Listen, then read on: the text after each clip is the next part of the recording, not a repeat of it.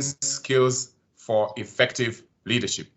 Now, usually when I speak in the corporate, I normally talk about the 10 skills, but because of time, here I'm going to talk about the 3 skills of leadership. We have already been told the definition of leadership, so we are not going to go there. We'll go straight into these leadership skills. We all know, as John Maxwell once said, everything rises and falls on leadership. Leaders ask us, therefore it is critical that we have this particular conversation.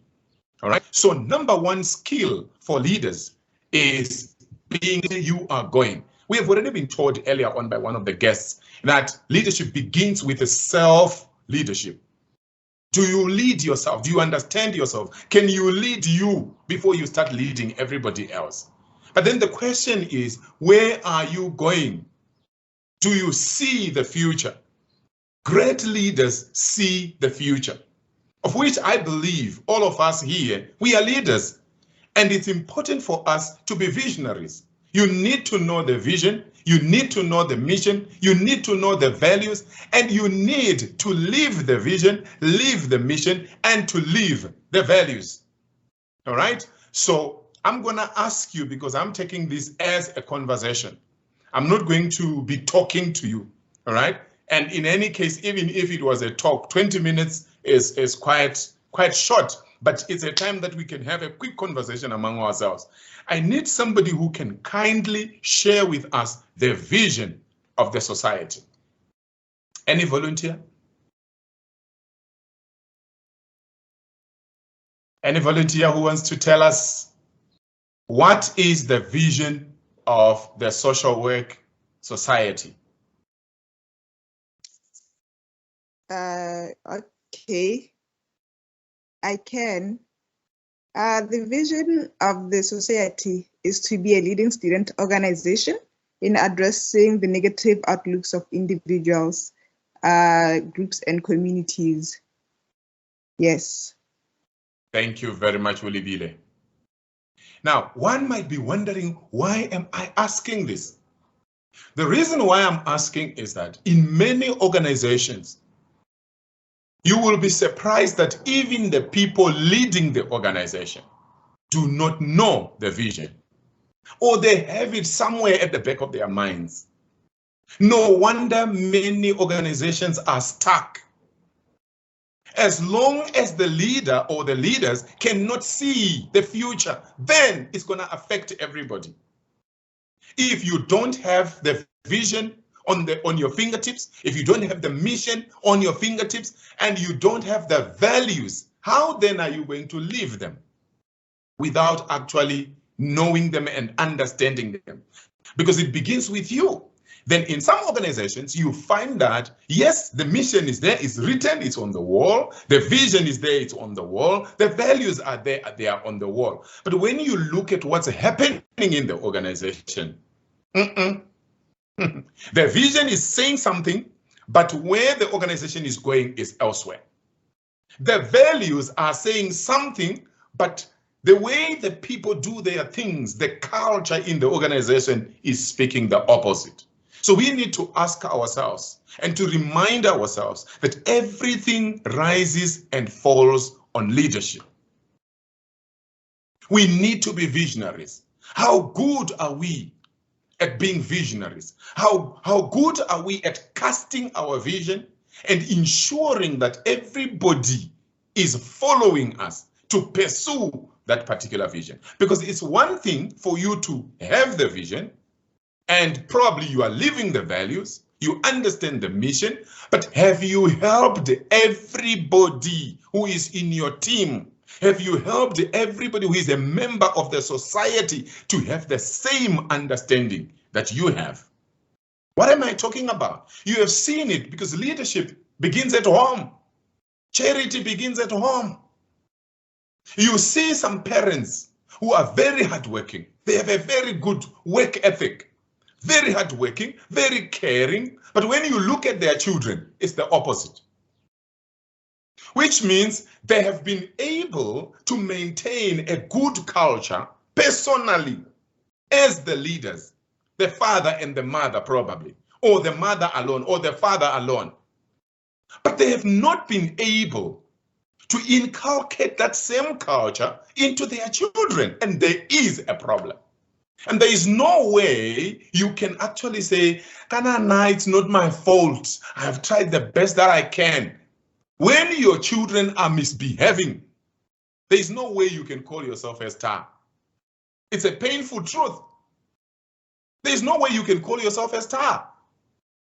Your good leadership is seen when you are not there, whether in the family or in the workplace or in the business or in an NGO. Your good leadership traits are seen when you are not there. What do I mean? We will see it among your followers.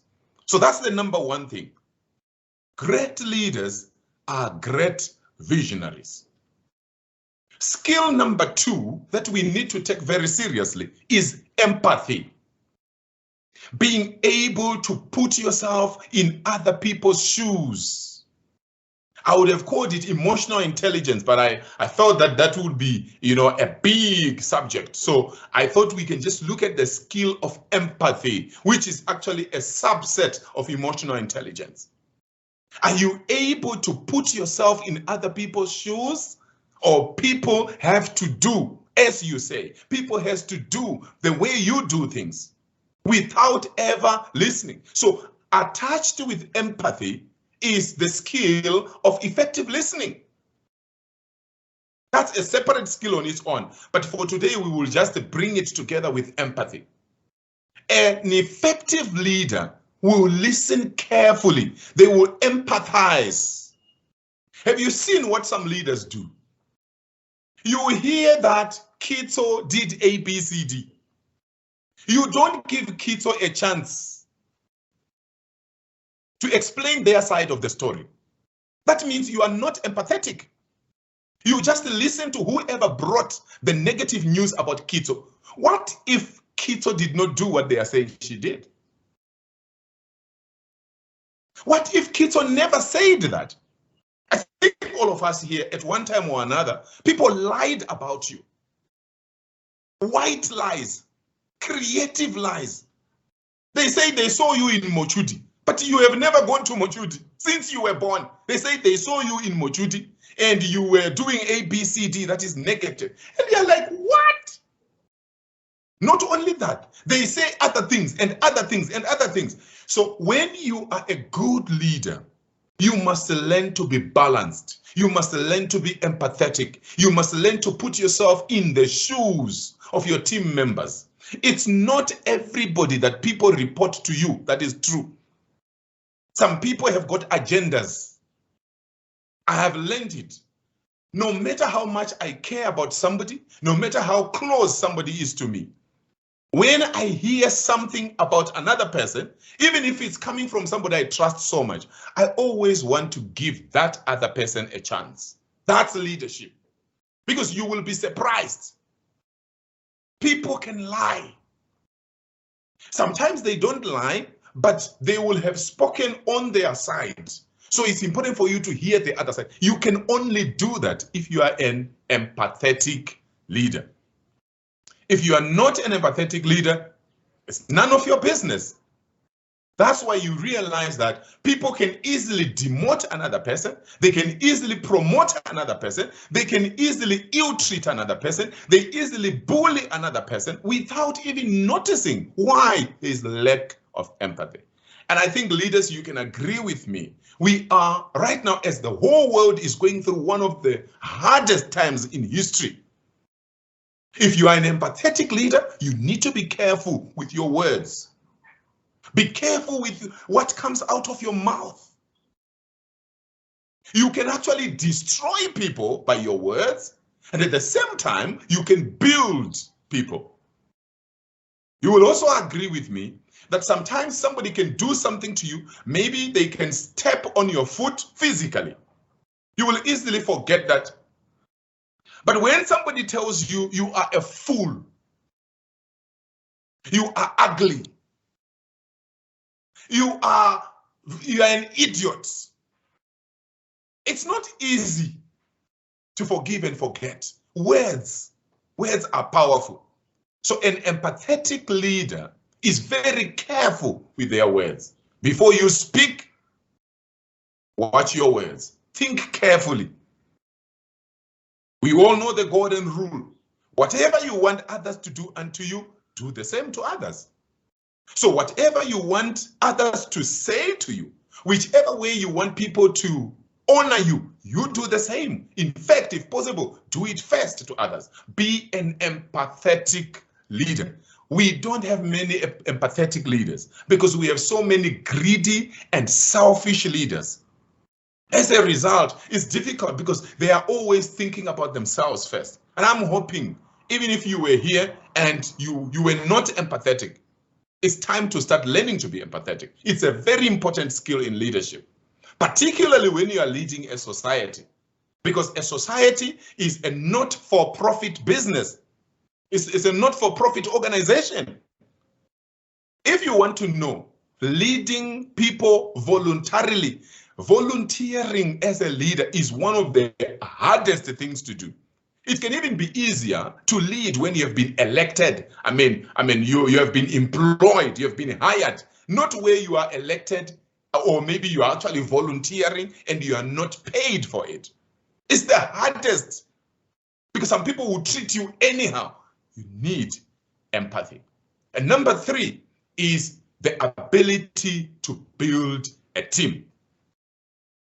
Great leaders, effective leaders, impactful leaders are good at building teams.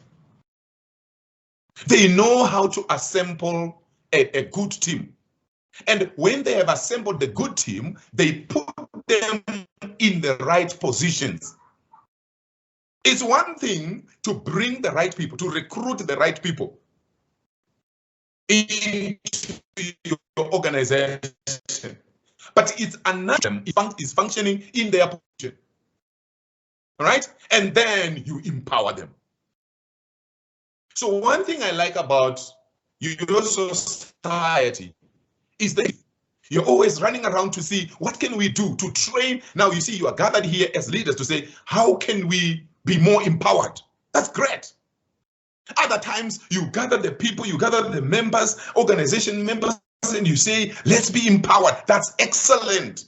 That's what effective leaders do. They know how to recruit people, and then they put those people in the right positions where they qualify to be. And then on top of that, they empower them. They train them. They coach them. They mentor them. That's what great leaders do. Now, if you are not able to build a team, that means you are going to do everything by yourself. Can I tell you something? You are not going to do anything great in this world alone. It's not possible. Give me one example of a person who became great because they were doing everything by themselves. No, not one. Even Jesus Christ, the greatest, he had 12 disciples that he ended up calling apostles. Each time he went to minister in the towns, he would send his disciples 2 by 2. He didn't do it alone. Another time he sent 12. Another time he sent 70. He did not only have 12 disciples. Another time he sent 70 of them. So you think you can do everything by yourself? I'm sorry, you can't.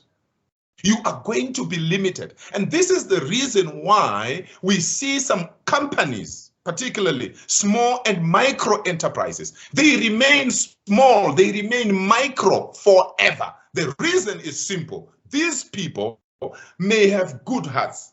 These people may actually be empathic, but they don't know how to build a team. Remember, building a team also has to do with having team spirit.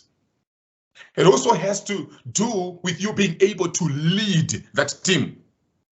Some people are comfortable doing things by themselves, or maybe with a friend, or maybe with their brother, or maybe with their father. Somebody close to them, yes, they will do. But if you are going to be a great leader, you must get to that level, there's so many people following you, and they make things happen even in your absence. Thank you very much for your time. I hope you learned something from what I've said. Thank you once again. Over to you, Director of Ceremonies. Thank you very much, Dr. Mutoko. I would like to highlight a few things that Dr. Mutoko mentioned. He mentioned that it's important for us as leaders to align our work with our mission, our society mission, vision, and our values. He also mentioned that it's important for leaders to be empathetic. It's important for us to be balanced as leaders. And then lastly, the last skill he shared with us was it's important for us to be able to build a team. In order for us to be able to mentor and coach and empower our members, it's important for us to have that ability, that team building spirit. Also, he highlighted something when he said that everything rises and falls with leadership.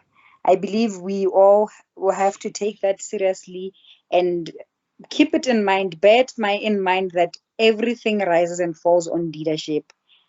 We will now be taking questions from our attendees. Feel free to ask questions to our guests. Remember, we are learning, we are getting equipped with the right skills to be leaders. Oh, there's a hand. Zibo, you may ask. Evening, everyone. I would like to ask Sir Mutoko, what mistake do you see leaders make frequently? All right, thank you, Zibo. There are many mistakes that leaders make, but one of them, the major one, which I don't know whether we can call it a mistake or we can just say it's a deficiency. Leadership is from the heart. It's either you care about people or you don't. And remember, you can't give what you don't have. So I think many people can do well as managers, because managers, they plan, they control, they coordinate activities, and they make things happen. They can bring out good output. But when you get to the level of leadership now, so you can still be a manager and a leader at the same time. We need managers, but we have a shortage of leaders because leaders are influential. Leaders are inspiring. Leaders are visionaries. Leaders care about the people that are following them. But sometimes managers don't care about the people. They care about the production. So for me, I would say, yes, there are many mistakes that leaders make or that we make as leaders, but the major one is actually a deficiency. This deficiency is very difficult to deal with unless people are willing to unlearn, unless people are willing to change their attitudes. Because there are people who are actually proud. They say, me, I don't care. I don't care about anybody. I speak the truth as it is, right? So you can talk about empathy and all these things. They just don't care. I've spoken in different places. Sometimes I'm doing training in the corporate and you are training people and you are telling them about servant leadership, about, you are very excited as a speaker and as a trainer. And somebody just raised their hand and they say, you know what, for me, it's just transactional. I follow transactional leadership. You do your job, we pay you, it's over. I don't need to smile at you. Your mom has passed away, it's none of our business. We are here to work. I'm like, ooh, Lord of heaven. So you see, what do you do with such a person? It's in the heart. They want you to work, they give you money, it's over. There's no need to smile at each other. If you have problems, keep your problems to yourself. But you see, when you are a great leader, you care about your team. You try to understand everybody in the team. For example, you are the president, you must understand the vice president and a few people that report directly to you. And then you make sure that those under you, they do the same to those under them. What makes your followers tick? Do you try to inspire those people and motivate them in the way, according to the way they understand life? But then if you don't care about people, nobody can do anything to you. Your attitude determines your altitude. Your attitude determines how far you go in life. So that's the biggest problem I've seen. And that's why you see that leadership, whether at personal level, or it's leadership in the home, or it's leadership regionally, or it's leadership nationally, internationally, globally. We have seen different leaders at different levels doing things that cause you to wonder, why? How could somebody in leadership do this kind of thing? They are in a leadership position, but they are not a leader. They don't have their heart for people. They have a heart for themselves, unfortunately. And there's nothing you can do to them. Even if it's at national level, some other presidents and other countries can talk to a certain leader and say, but why don't you change A, B, C, D? Why? Nothing changes. It's from their heart.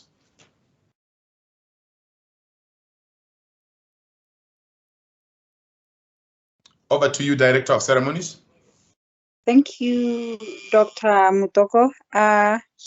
Feel free to ask questions, ladies and gentlemen. Our guests are here to train us and equip us with skills like I have mentioned. There's another hand from Tapiwa. Thank you, please, Katso. Am I audible? Yes. Yes. Okay, so mine is not a question, but it's a comment on what Mr. Mutongo has said. So when he talked about empathy and building a team, what came to my mind was, as a leader, I have to firstly know my personality. Secondly, I have to know other people's temperaments. And thirdly, I have to separate my life routines from other people I'm dealing with.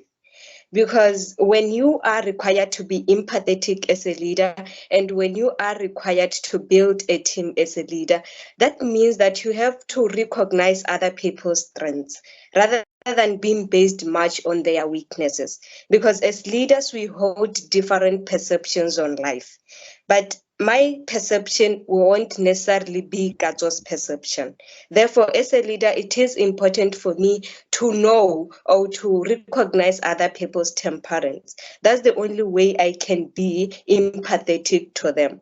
That's the only way I will know that as a leader, where am I wrong and where am I right? And where is my colleague right and where is he or she wrong? And when I have to build a team, I have to also know that my perception is not necessarily someone's perception. Because when we focus on strength, then building a team will automatically be easy for us, rather than focusing on each other's weaknesses. Therefore, as a leader, firstly, we have to know our personality. We have to know other people's temperaments, especially those who we are in the committee with, and also separate our life routines from our leadership. Thank you. Thank you, Tapiwa. You have said it very well. Thank you very much, Tapiwa, for your comment. Any other comment or question? Like I had mentioned, let us feel free to interact with our guests, and remember, we are here to learn.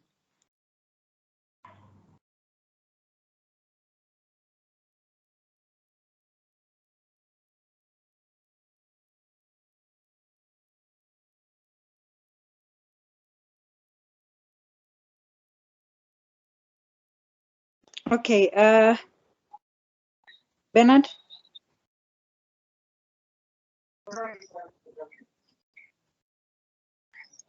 Okay, thank you, Madam, for the opportunity. And let me start by thanking the former president on the job well done. They did what they could to move on. And let me also thank Dr. Mutoko, especially because I want to comment on team building. As for the former president's committee, I think there was a challenge, especially because of COVID-19. Most of their project, I think they were shortened by COVID-19 because they planned to do a lot of things, but because they could not meet physically or show their projects physically, it was a challenge. And that's why I'm saying, let me thank President Kumo, the former President Kumo, for a job well done. I think they tried their level best, especially in the program of team building. Thank you, Doctor, for this skill of team building, because with the COVID-19 protocols, I think there's a challenge there, especially for us leaders to do our project. Let me simply put it this way, but it will take more effort, especially when you said that being a leader is a challenge. Now we have to collect our own resources to lead this ship, and there it will take more effort, especially that we have to live under these protocols. And this challenge also for team building. Right now, when I joined the society, I expected a lot, especially physically. But now, because I could not even see a leader for some time, to share on that I also want to see in this association. It was so hard. They had to postpone things. They had to do that, and that destroyed team building. That's why even in my class, most of people, they started moving backward because there was no that cohesion to move for or to pursue certain project within the association. And let me thank Dr. Mutoko for that input, especially on team building, and also say, as this committee, we are also challenged to use our limited resources, especially in the team building process.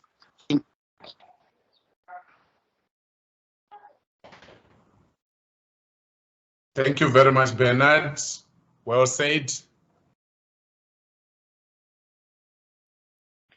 Thank you, Bernard. Ms. Mianyan, the opportunity is yours. Hello, let me just quickly talk to what the first person was asking the question of what are some of the mistakes that we see in leadership. And maybe before that, thank you very much, Dr. Mutoko, for your insightful presentation. It was very relevant, especially to the caliber of leaders in the society and where I see they want to go. In my experience, really, in the National Association, as well as having experienced working in different organizations, I think one of the biggest mistakes that we make as leaders is not having succession planning. We tend to go into our leadership, go through our tenure and think we have achieved what we've achieved, and really do not make an effort to build leaders. To me, in my journey of leadership, I think my greatest achievement should be to develop other leaders who will take the baton from myself, as I also expect to take baton in other greater heights, greater than where I am. And as such, I would like to urge this committee to ensure that they build others who will be able to stand even after them. Because what I've seen within the National Association, and I think during the time that I was at UB, I don't know about now what is happening currently, was the fear to get into leadership positions. Even if people have the potential, but they have the fear that people are probably not going to follow, I'm probably not going to achieve. Therefore, during your tenure, make sure that you build the confidence in people. to be able to take on the baton as you graduate from the university. Because what we are seeing in organizations is that people are there, they have been trained and everything, but at the end of the day, sometimes when positions are open within organizations, we see that external people will be coming in. Where was the training? What was the efforts of all the training that was happening if it's not about growing the people who are there? And by saying that, I don't want you to mistakenly think that I mean that people should die in the same organization. But what I'm simply trying to say is let us build those who can take the baton from us going forward. Thank you. Thank you very much, Ms. Mianyana. Well said. Succession planning is very important. Thank you very much, Ms. Mianyana. Tapiwa. Thank you very much, Katso. Firstly, I would like to appreciate Ms. Mianyana for the definitions she gave about leadership. When she was talking about the mistakes that we do as leaders, I then realized that the common and most mistake that we leaders do is the desire and expectations to be recognized with position or power rather than with actions.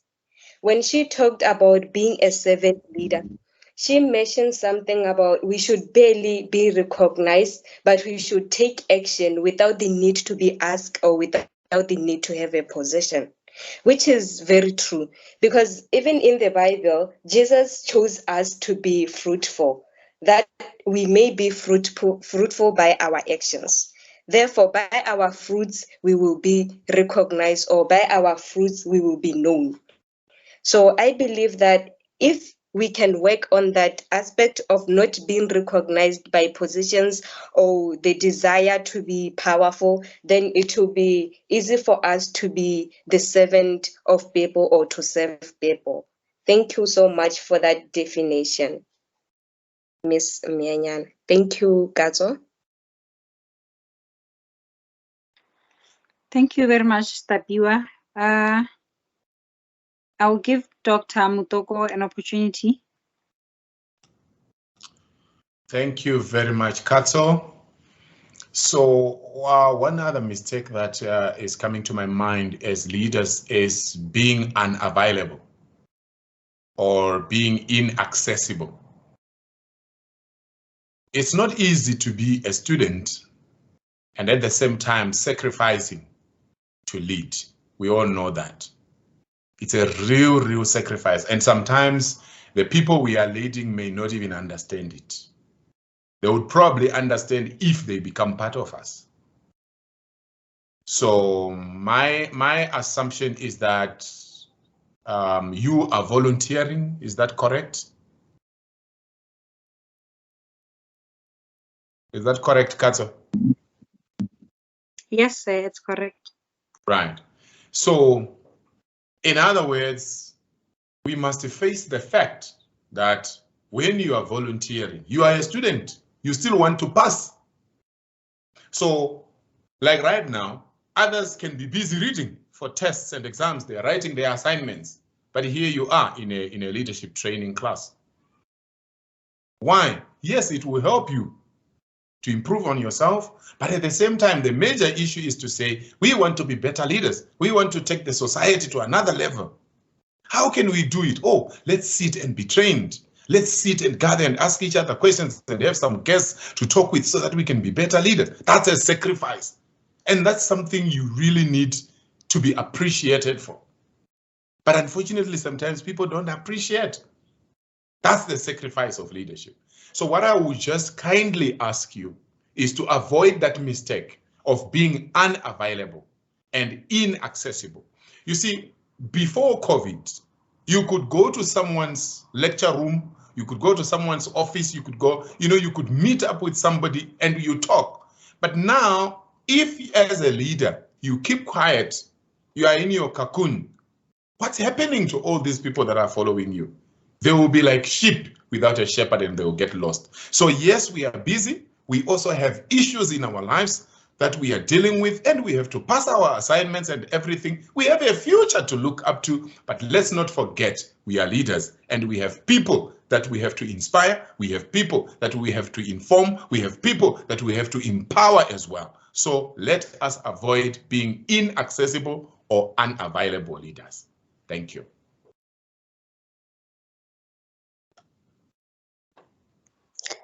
Thank you, Dr. Mutoko, for the insightful information. We will take two last questions from our attendees. In the interest of time, is there any question?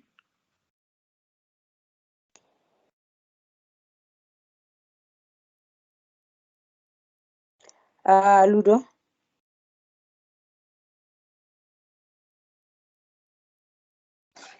Thank you, Kato. It's not a question, but a comment on what has been said from the presentation, from what is leadership. I've learned that leadership is about the inner management, it's about action, our ability to devote ourselves. And then Mr. Kuma also talked that we must utilize our networks, have a relationship with other clubs, find opportunities as a club. In order to improve the image of the society, we must have conflict resolution structures. And then on leadership skills, Dr. Mutoko talked about we must be empathetic toward others, and then we must be able to build a team. As a good leader is the one who builds a team, assembles a good team, and put it in good shape. As leadership is not from, it's from the heart. So thank you. I just wanted to appreciate all our guests for all that they have shared with us. I really learned a lot. Thank you. Thank you, Ludo. Thank you. Martin, your hand was up. Yes. Thank you all for the lessons, and I learned a lot.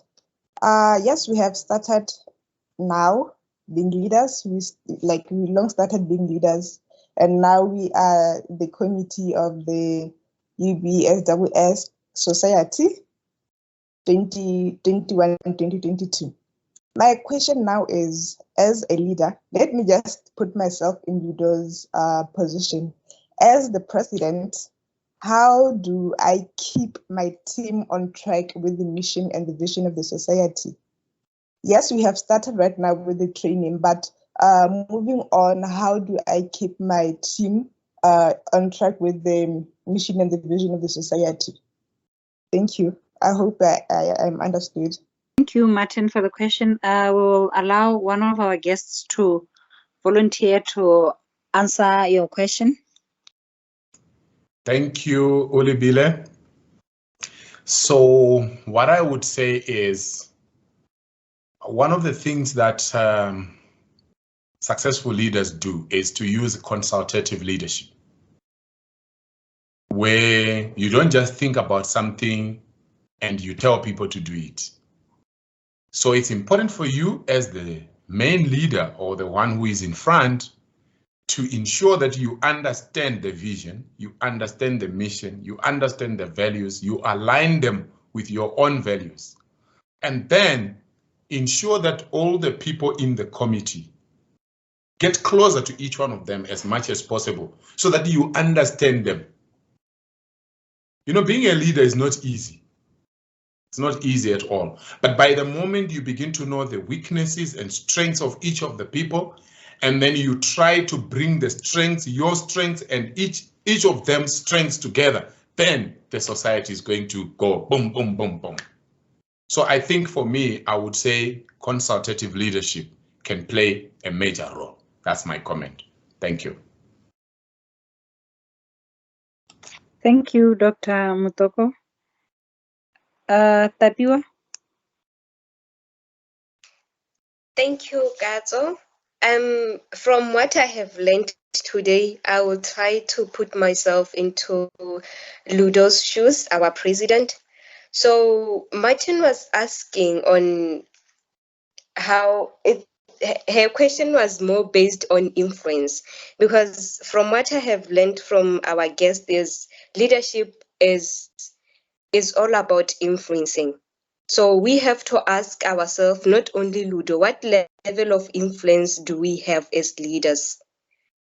Are we inspiring commitment between the members of the society?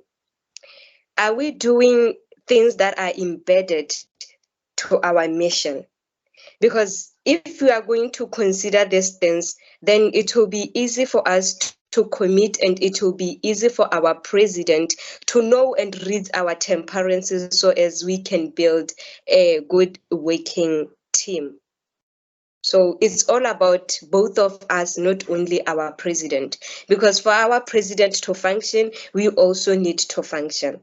She cannot get to the top alone. We cannot get to the top alone. Therefore, that's the importance of influence in leadership, I may say. Excellent.